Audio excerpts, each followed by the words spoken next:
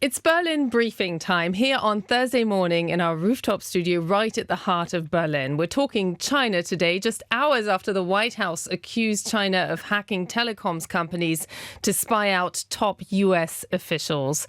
And it's also in the week where NATO Secretary General Mark Rutte warned that Ukraine's allies must change the trajectory of the war in Ukraine.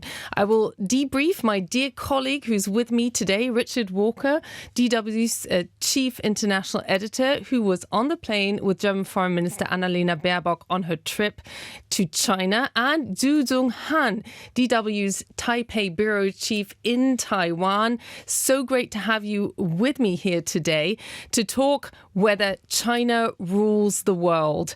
And before we get started, I just want to play in one soundbite from Germany's Chancellor Olaf Scholz, who was asked about hybrid attacks in German parliament just 24 hours ago. Let's take a listen. The main sources of the attacks that concern our cybersecurity come, as we all know, from Russia. And every now and then they come from China. And that must not be denied. And the reason I'm playing this, Richard, is because there was a real reluctance by German Chancellor Olaf Scholz to actually name China as a source of these attacks. Now, just after he said this, we got news out of the United States, which is clearly going public, which is also an unusual step about this attack. So just give us a sense of how much this was in the background or in the foreground as you were traveling with Germany's Foreign Minister Annalena Baerbock to China. Well, I suppose what this points to, Michele, is that within the German government, you have a Chancellor, Olaf Scholz, and a Foreign Minister, Annalena Baerbock, who have quite profoundly different views of the relationship that Germany has with China and where Germany should be going with that relationship and the trajectory that is likely to take. And we can get into the kind of crunchy details of that. I guess that's what we're all about today on Berlin Briefing. But in broad strokes, Olaf Scholz is somebody who wants to kind of steady the ship with China and keep relations good and keep it possible for German companies to make a lot of money in China, not rock the boat too much. Annalena Baerbock, for her part, is somebody who essentially sees a relationship that has profound problems and that Germany needs to kind of wise up because it's potentially falling into a trap of too much dependency on China. And those are kind of the two intellectual worlds that those two inhabit with respect to China. They have managed to find a common language with respect to China under this kind of banner that a lot of countries have gathered under within Europe of this idea of de-risking. You want to reduce the risk in the relationship. Who could argue against reducing risk, But they all have very different interpretations of what that means. And yeah, you can sense that reluctance where he said, you have to admit it, that the Chinese are also behind some cyber attacks. Why should that be so difficult to admit? Yeah, clearly. And I just want to bring in Zhu on that. I mean, you were observing also from Taiwan, Annalena Baerbock visiting Wang Yi, meeting him in Beijing. What do you make of the difference in how the United States is now tackling this very thorny issue of confronting China and the way Germany is seen and actually acted there? Oh, well, actually, there's not much discussion here in Taiwan because in terms of cross-strait relations between China and Taiwan, we all know that the key player is China and the US. So sadly speaking, here in Taiwan, people don't think that one visit from the German foreign minister would change anything, right? But we do see some interesting discussions in China in which you can find that Wang Yi statement after Baerbock's visit. It's not very harsh, actually, because we know Baerbock, she took a pretty tough stance on China. But then for all the experts I've talked to, they think that China has been taking this very pragmatic attitude towards Baerbock, not because that they trying to change their warrior wolf kind of attitude, but they recognize that, they don't want to make the stage become like a how they can reach an agreement with Baerbock from this caretaker government, but whether they want to focus on the economic issues. So if she want to hold a press conference talking about how she hoped that China can mediate this Russo-Ukrainian war, so be it. Let's be a one-woman show. But from China, what they want is to keep talking about these trade disputes between the two sides. So the approach is very different, but not much repercussion here in Taiwan. Well, trade is always at the center. And I do remember from reporting on Angela Merkel that the one question she was most afraid of, in a sense, is if Europe has to decide between the US and China, which way would it go? Now the United States has just replaced China as the most important trading partner. So Germany is not a huge power in the region. But let's just take a listen to Richard's reporting on what led up to this trip. There is some background to this. On her last visit, she held a joint press conference with her counterpart at the time, Qin Gang. It turned into a slanging match that went viral. They traded accusations about Ukraine and human rights and Taiwan and all sorts of stuff. Baerbock got cheered on by many in the West for what people saw as straight talk. For its part, China's state media absolutely condemned her. Anyway, later last year, Baerbock then appeared on US TV and described Xi Jinping as a dictator. That got an official complaint from the Chinese Foreign Ministry. Okay, so that was then. Now Baerbock is back in Beijing, and now, if anything, there are even more reasons for disagreement. China is providing Russia with more and more support in its war against Ukraine. There have been fresh revelations about Chinese firms beefing up Russian drone arsenals. Soldiers from China's ally, North Korea, are even fighting alongside Russian troops. There's a trade war unfolding over electric cars. There's just this sense that China and Europe are at loggerheads on the really big stuff. So Baerbock talked about all of this with her new counterpart, Wang Yi. They spoke for 3.5 hours. But after that, Baerbock had to do a press conference all by herself. The Chinese refused to take part. She spelled out the problem as she sees it. Drones from Chinese factories and North Korean troops that attack peace in the middle of Europe violate our European core security interests. So no slanging match on this trip, but only because the Chinese foreign minister wasn't there to slang back. There's no indication that China is at all inclined to change its opinion about any of these things. Now Baerbock heads home to an election campaign that could end up with her booted out of office. You certainly get the impression that Baerbock wouldn't be missed here in Beijing, but the issues that she's been complaining about are still right there, festering, for whoever comes next. Yeah, Richard, you were there with Annalena Baerbock, and clearly this time the Chinese were not having it to be called out on open stage. Yeah, that's right. I mean, some even remarked upon the point that Annalena Baerbock, so late in her term as foreign minister, was even bothering to go. And thinking, And he was receiving her. And, the Germans were saying, well, they received us. Mm-hmm. We talked for 3.5 hours. They gave us a delicious lunch. I can tell you, they were impressed by the lunch. Talking. They were seriously impressed by the lunch. And, there was some chatter in the German delegation, and I think there was a little bit of maybe navel gazing, thinking guys, we have to offer our guests better lunches. A proper lunch. Because maybe the lunch you're getting when you come to visit Berlin is not quite so great as you get in the state guest house in Beijing. But, in seriousness, they were saying Baerbock wanted to go to take some pretty serious messages to the Chinese. And I think, Ukraine is very much at the heart of things right now. There are various reasons why Europe has been going through this kind of rethink about China in recent years. Can I jump in on this? Yeah.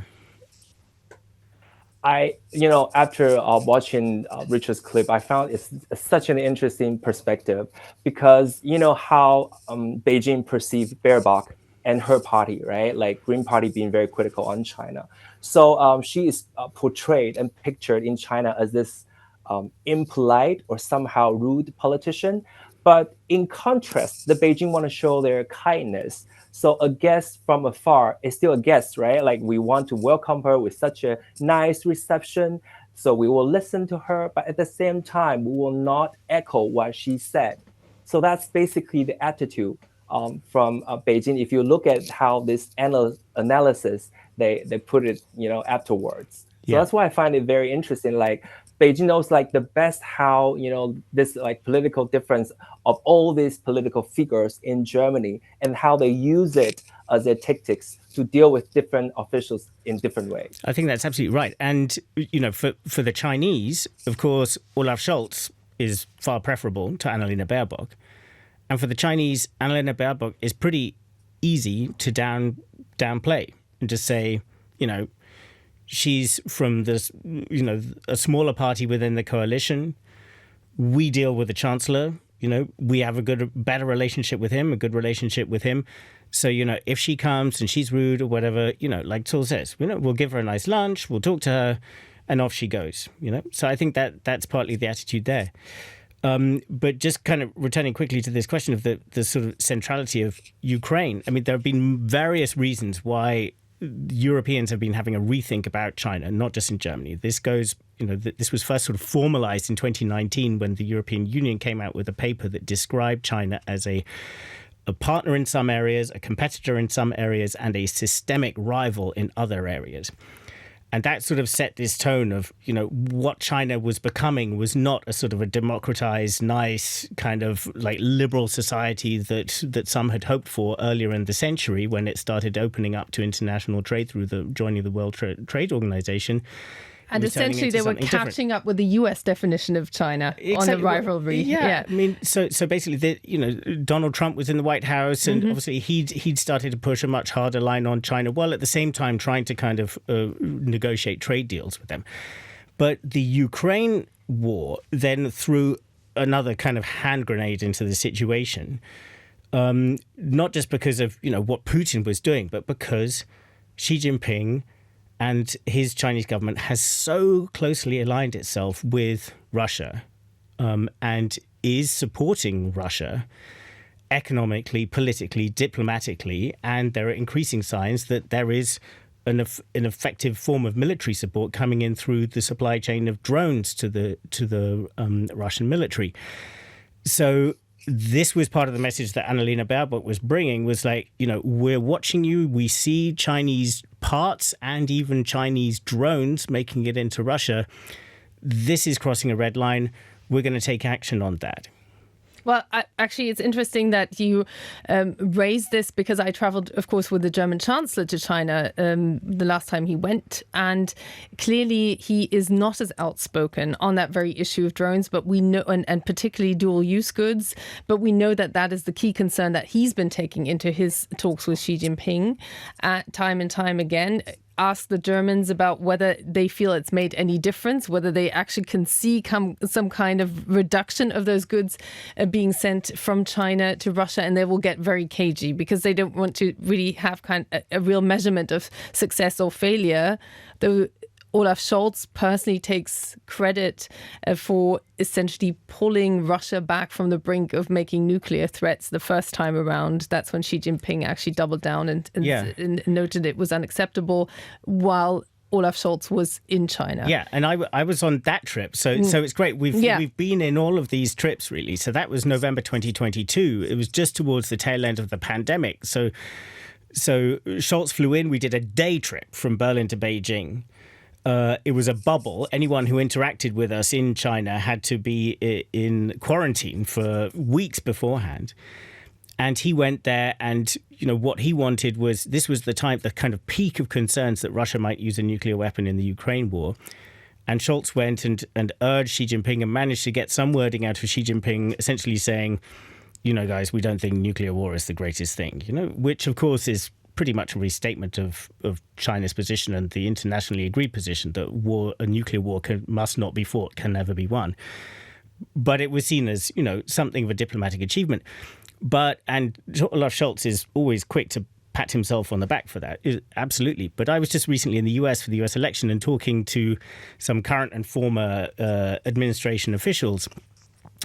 And when talking about this, how they view Olaf Scholz's dealing with the Chinese, they said, it's not bad. You go and get this out of nuclear weapons. But then you say, oh, by the way, please meet my delegation of CEOs of large German companies who I happen to have brought along with me. So you're going there with a kind of a tough message about the war and don't support Putin and all of that, but actually kind of behind you, you've got this backdrop of money. Can we do some deals?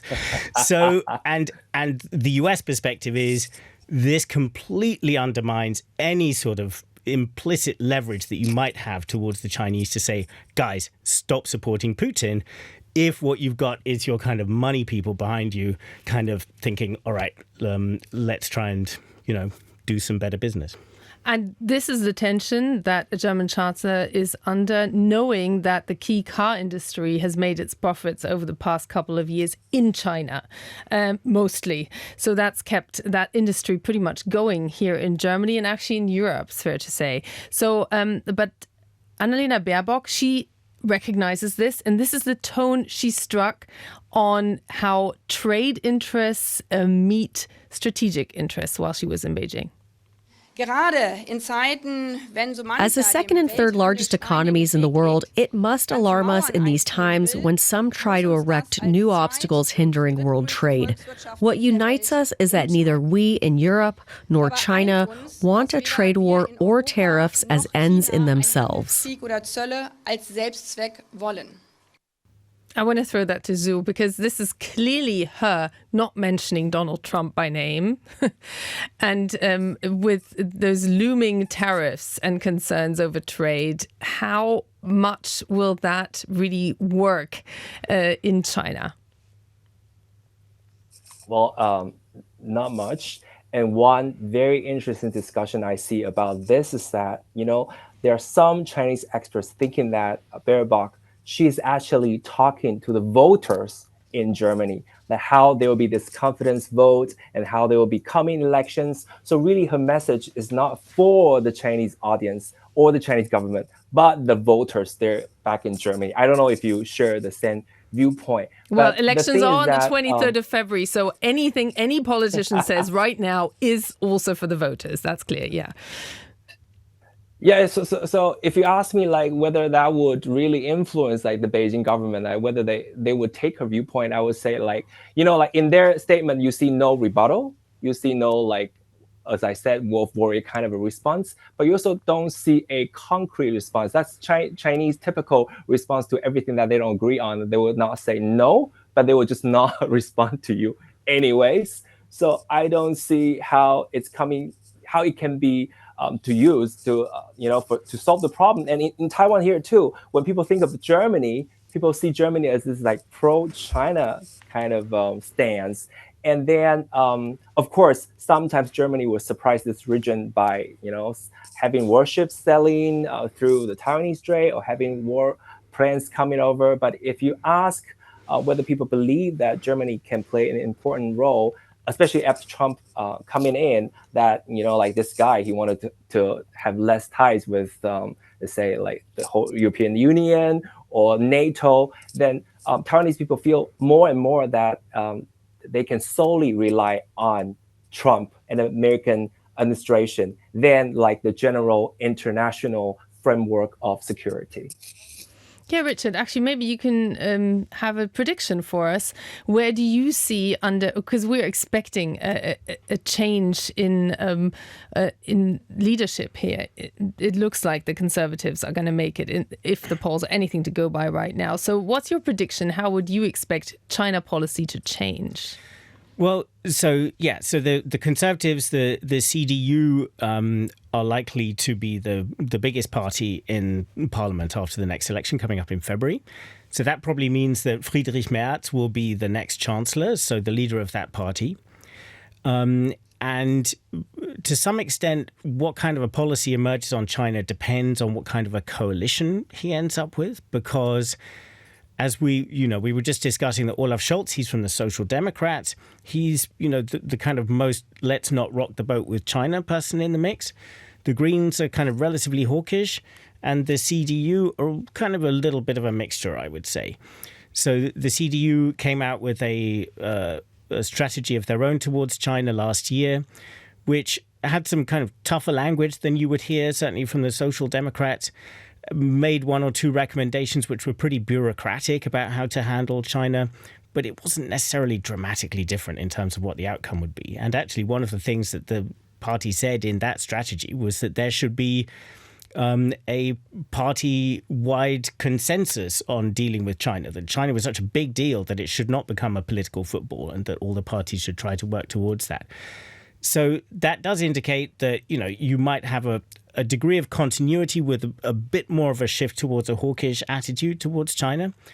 But I think the fact remains that Germany is in a kind of a pickle with how to deal with China. It's often said that, Germany has... The whole German model has been based on sort of three pillars in recent decades.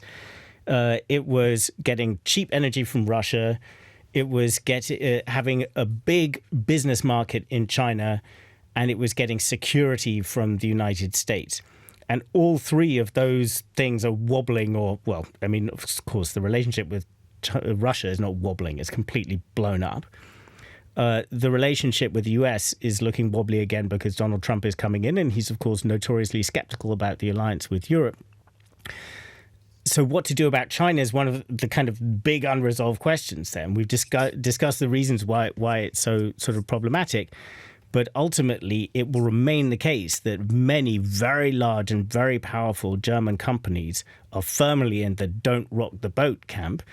In fact, they're going almost more all in on China, if anything, pouring more investment. It's one of the fascinating things about that. Since the German government came out with a strategy saying we need to de-risk our relationship with China, big German companies have actually put more investment into China since then. Well, there's different interpretations of what de-risking actually means. Exactly. And whether it means producing in the company for the Chinese market. That's also seen as an element of de-risking from where the car companies come from. But the German government was also against the European Commission move to impose tariffs on e-vehicles, Chinese e-vehicles, because of those very intrinsic interests. But even there, you had a split within the German government. You had the Greens, Baerbock, in favor of that, but the Social Democrats, Scholz, basically said, no, we're going to be against those tariffs. The CDU, the Conservatives, by the way, they said that they supported the tariffs, that you can't be naive about their accusation, or the accusation being made by the Europeans is that Chinese EVs are distorting the market. They are subsidized. They're coming at artificially low prices, and therefore you need the tariffs. The big question will be how that position might shift once they are in government. Exactly. But without doubt, China has a strategic role also with the arrival of North Korean troops on the Russian side in the Ukraine war. Let's just listen to what Annalena Baerbock had to say about that link. Russia's president isn't just destroying our European peace order. By involving North Korea in his war against Ukraine, he is also dragging in Asia. My Chinese counterpart and I discussed intensively that this cannot be in China's interest either. So clearly, this didn't produce a breakthrough. But let me just ask the question, Zhu, just to wrap this up. Does China rule the world? Well, not yet. In Xi Jinping's idea, we have a lot of Chinese experts explaining, also analyzing this leader all the time, saying that he believes ultimately there'll be the rise of the East, but and also the fall of the West. I think that in his dream, when he sees Donald Trump coming in, all this world become more chaotic. That's a chance for Beijing, for China, to regain the order that's put the China in the center of the stage. So not yet, but maybe the day is coming, and we'll see. And one sign of it is that whether he can take over Taiwan or not. Oh, Richard, what's your prediction? How much more is China going to shift in the direction of where it feels it should be, towards the world power that calls the political shots also in Europe? Well, I think it is certainly on its journey in that direction. And I think, again, just having come back from the United States, this is going to be, this is, one person who works in kind of part of the federal government system was saying to me that competition with China is becoming, and this is bipartisan, almost the organizing principle now of the United States government. that it is the central thread running through so many things, from the military to technology to business to almost every aspect of life, that this competition is at the heart of everything. And in Europe, it's not, So there is this sort of simple difference there, that the United States sees China as this absolutely enormous challenge to its power and influence in the world, and particularly in the Asia-Pacific region, but also globally. And for China, for Europe, that is simply not the case. The trouble for Europe is that Europe is so dependent on the United States for its security, particularly at this time of extreme vulnerability towards Russian aggression, that Europe doesn't really have the freedom to just sort of say, okay, America, knock yourselves out. You go and have a fight with China, and we're going to do our own thing.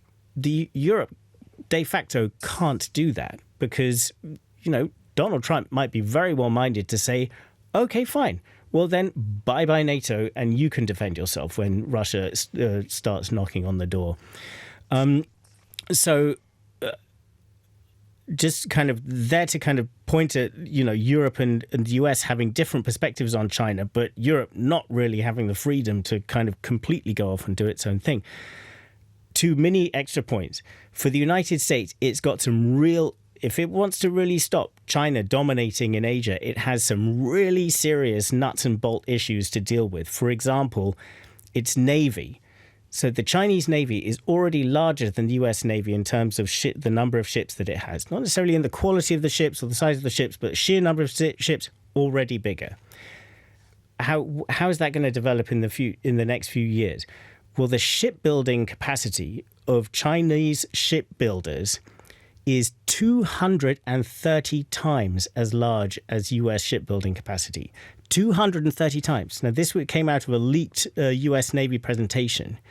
And I spoke to somebody in a position to know in Washington, saying, come on, 230 times, this must be an exaggeration. And he said, no, more like 500.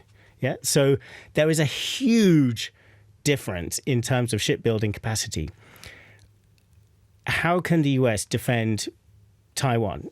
How can the US defend our colleague Seoul from a Chinese invasion if in 5 years China has 2, 3, 4 times as many ships, can completely dominate the seas? It won't be able to. So this is a massive priority for the Americans right now. And they are going to need, one expert was telling me, they're going to need Japan, they're going to need South Korea, they're going to need their allies in Asia to support them with that. So that's going to be an interesting test for Donald Trump. Can he go from his previous America first to America plus friends in order to deal with the challenge of China in Asia? But those are the kind of things, really bottom line kind of like, have we got enough staff challenges that the US is going to have to deal with, to face up to deal with China? Well, clearly we are back, and you're also here in Europe, where military hardware is key. Just as important. Yes, it's at least as important as all those strategic talks that we're seeing. So clearly heading into a new era there. So thank you very much, Richard, for your insights, particularly from that trip. This certainly is something that we will have to continue talking about after the 20th of January, because that will be crunch time when we learn what Donald Trump's plans for China are. And Zhu, also in Taipei, thank you so much for being with us today. You've been listening and watching to Berlin Briefing. You'll find us on YouTube at DW News, on dw.com Berlin Briefing, and on all major podcast platforms once a week from now onwards. For this week, thanks for tuning in.